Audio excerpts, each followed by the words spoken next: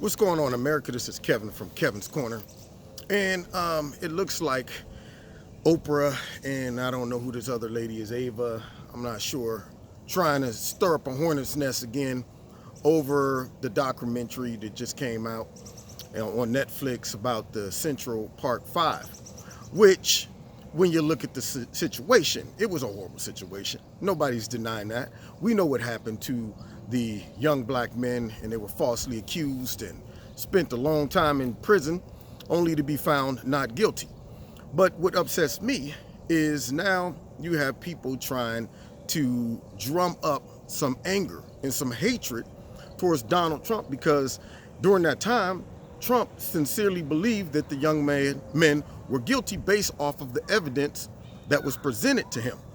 And so they're now trying to drum that up and stir up the pot again, get black people upset. You know, it's coming around to election time. They don't want us having stinking thinking. They don't want us doing things like thinking independently enough to see through all of the garbage and see the benefits to Trump being our president and what's happening to black unemployment. They don't want us seeing that stuff. They want us seeing the past. That is a way to keep black people angry, make sure we remain victims by bringing up the past constantly, whether it's from race baiters that are black people or from the left who virtue signals towards black people by always just saying, you know, we understand you guys have been abused and we were a part of the problem. We were a part of the problem, but I'm here to show you that I understand your plight, and I'm here to just ask, what do you want from us? Even though we're not going to give it to you.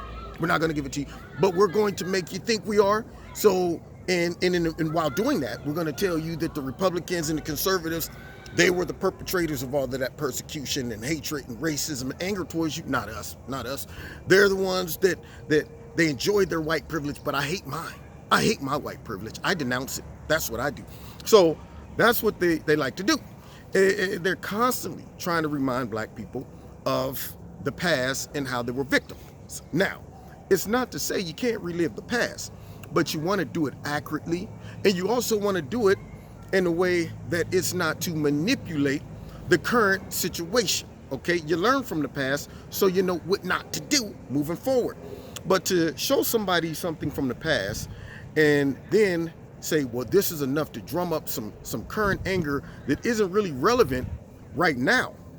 Now you are preventing any healing or progress moving forward when it comes to race relations by keeping people thinking backwards. And that's what they want to happen. They don't want race relations to get better because then that puts the Democrats out of business. That puts people like Al Sharpton out of business, Jesse Jackson. It puts MSNBC, CNN, and all the rest of them out of business. They don't want you thinking outside of race, sex, gender, and so on and so forth. So back to my point. So, of course, you got some people getting upset because Donald Trump, I guess, put an ad out and he was supporting, the prosecutors based off of the information that the prosecutors gave them or gave him or put out there. Donald Trump wasn't working on the case. He didn't have access to the files. Now we found out that the prosecutors, of course, were corrupt. But did Donald Trump know that at the time? Now, I'm going to hit you with a statement that is true. And it's going to bust the skulls of all the hypocrites. The statement is, perception is reality. Now, what do I mean? However someone perceives something, then that perception becomes real to that person. You're only basing it off of what you know at that time. A lot of people lied to themselves because at that moment they really believed what they were saying in that reality, in that moment. I'll give you an example. When people want to borrow money, man, dude, just let me get some. Look, if you give me this $50, man, I promise you, I'll give it back to you on Friday. Well, at that point, you need the money. So what happens is, in your heart and in your mind, you really believe 100% that if I get this money, I'm definitely going to give it back on Friday. Friday come and another bill pop up, or you see where you can put that $50 towards something else, and then all of a sudden you like, crap, I can't get you this week, man. Give me another week. Well, the bottom line is a person would have the right to say, man, you lied to me. But if you go inside that person's head and in their heart, at that moment, they 100% believe that they would do it. When I wanted a puppy, my brother and I, we were little. We begged my mama, please, mama, please let us have another puppy. She said, nope, because y'all don't take care of the dogs. Y'all don't walk it. Y'all just keep the dog tied up in the backyard on the chain. The chain get wrapped up. The dog's neck is all up against the pole. You don't even unravel it. Y'all don't feed the dog. Don't water the dog. Nothing. Don't take the dog to the vet. Nothing. But mama, please, you let us get another puppy. I swear to God, we gonna do better. Now, at that moment, you think that I, in my head, knew, me and my brother, you think we knew that, give us about a month or two once we get the dog and we're gonna revert right back to the same behaviors? No, you couldn't have told us in that moment that we were not sincere and wasn't going to live up to that obligation. And sure enough, got us the puppy. About a month go by, we were on it. A month go by, man, go ahead, you go feed the dog. I fed the dog yesterday, you feed him. I ain't feeding the dog, man. Why I always gotta feed the dog? Well, what ends up happening is we went right back to the same behavior. My mom said, see, I told you y'all wasn't gonna take care of the dog. Well, we didn't lie. Our perception of what we were saying at that moment was 100% sincere. Now, here's the problem with that. Just as we thought what we were doing or saying, we really believed it. When Donald Trump felt the way he felt, people want to immediately assume that that feeling was driven by racism because they were black, not because he really believed the information that was given to him to be true. So every motive, every behavior that is done by Trump right now, they always attach another motive to it. They always try to say it can't be because he just thought Barack Obama was a horrible president. It had to be because he was black. It can't be because he thought all Barack Obama's policies were horrible, that's why he's getting rid of them. No, it was because he's black. It couldn't be because he thought that these young men were guilty at the time. It was because they're black. Now, to make a statement like that, to make a big hubbub of it, you have to ask yourself, then, if you are saying Donald Trump's motive is to identify things in our society that black people have done or other minorities, and then he shows all this hatred and vitriol towards them, that therefore he's a racist, then you can't have counter activities or acts that he's done to combat that narrative. He's either a racist or he's not. You can't sit back and say, okay, he fought for the Central Park 5 young men to be jailed or whatever, but yet at the same time he helped Jennifer Hudson out after her family was killed. That right there, it negates the whole act that he did with the Central Park 5. Either he's racist or he's not. He's not going to say, you know what, I'm going to go after these young men just because they're black, not because I think they were guilty. And then I'm going to turn around and help Jennifer Hudson because what? Because I just want to show y'all I'm not 100% uncut racist. Huh? So when you see all of the things he's done with and for black people, then you're not being fair and balanced. You're not even being logical. You're not sitting back thinking it through and saying, oh, wait a minute. You're telling me, did anybody ever stop to ask Donald Trump, why did you think they were guilty? I mean, did he say, well, they're obviously guilty because they're black. All black people are guilty. Perhaps his perception of what he was given made him believe in a reality that wasn't true. Now, for those that think that that's not possible, let me bust the heads of all the black people who, or minorities, or even white people who might criticize my video and my thinking. Right now, we have millions of Americans that think Donald Trump was a Russian agent.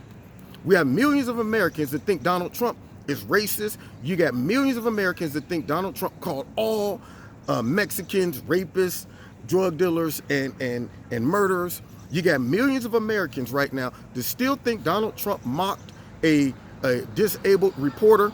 You got millions of Americans right now that thinks that Donald Trump removed Martin Luther King's statue out of the White House. You got millions of Americans that think Donald Trump committed treason. All of these false narratives that people watching this 100 believes in their heart. That perception becomes their reality. You cannot tell them that Donald Trump is not corrupt. They believe in their hearts 100%. Just like those crooked prosecutors convinced society that them young men were wrong and Donald Trump was a victim of that corruption, these other people running around saying Donald Trump is A, B, C, D, E, F, G, and all of that stuff, they really believe it because they've been given incorrect information by the media, by the Democrats, And their perception now is their reality, even though it's wrong. So just as they're able to believe that Donald Trump is still a Russian agent and Donald Trump did this and that, all these things that the media says he's done, you can now understand how he could have been a victim of that same type of manipulation. You know, many of us, me as a black person growing up, I was a victim of it too. You know, I was a Democrat at one point. Yeah, the perception that they gave was that Republicans were racist, Democrats were the fighters and champions of peace, justice, and equality, only to find out that the perception that they gave me created a false reality. But it was real to me at the time. Once I woke up, I was able to see that, wow, y'all created a matrix for me. You created a false reality that made me think that all of these things are going on around the United States on a mass scale, and they're not. All of these things are running rampant. You know, racism's come back like the bubonic plague or something, and all of this stuff. And we've made no progress in the last 50 years when it comes down to women's rights, minorities' rights, none of that stuff. That is the perception that they're trying to create by drumming up all of the past, talking about racism, talking about the Central Park 5, talking about all of this. So now, I'm not saying you can't talk about that stuff, but if you're doing it because you're trying to drum up anger versus educate people on some of the darker sides of our history that we're not proud of, learn from it, overcome, that's a different story. Notice the Democrats don't accurately talk about how the Democratic Party alone was solely responsible for slavery and fighting every civil rights act that was ever proposed moving forward.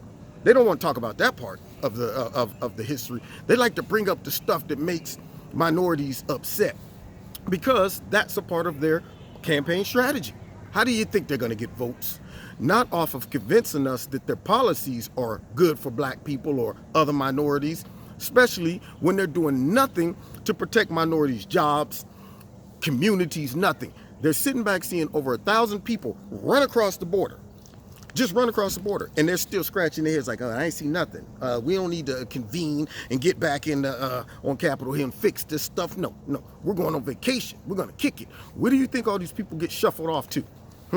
But instead of looking at all of that and saying, wow, how much do these Democrats and the liberal media care about American citizens and the so-called minority and disenfranchised people that they claim are victims of all of this racism and Donald Trump's rhetoric? How much do they care about us when they can sit back and see a problem like that and be okay with it? You know, in fact, encouraging it and demonizing people who are trying to solve the problem.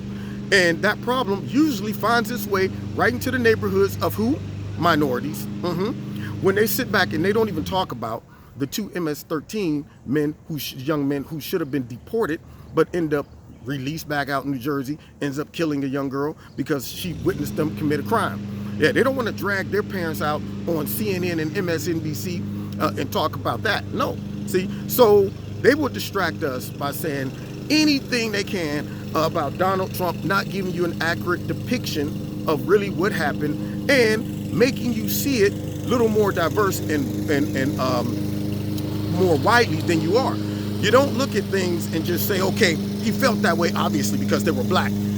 When you stop and look at it, the man probably believed what the information that was given to him from those prosecutors. Now, if you want to hold somebody accountable, hold those people accountable for being corrupt, just like we need to hold all of these phony, fake prosecutors and FBI agents that tried to set Trump up accountable.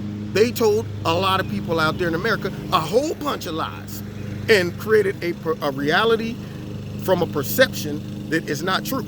So, put that in your pipe and smoke it. Now, you've been listening to Kevin and Kevin's Corner. My neighbor, he probably is like, oh, he's out there doing his podcast again. I'm going to go ahead and start cutting my grass right now. Can't wait 5 more minutes. Anyway, check me out every Wednesday night, 7:30. I'm going to be talking about this on my live radio blog talk show this Wednesday.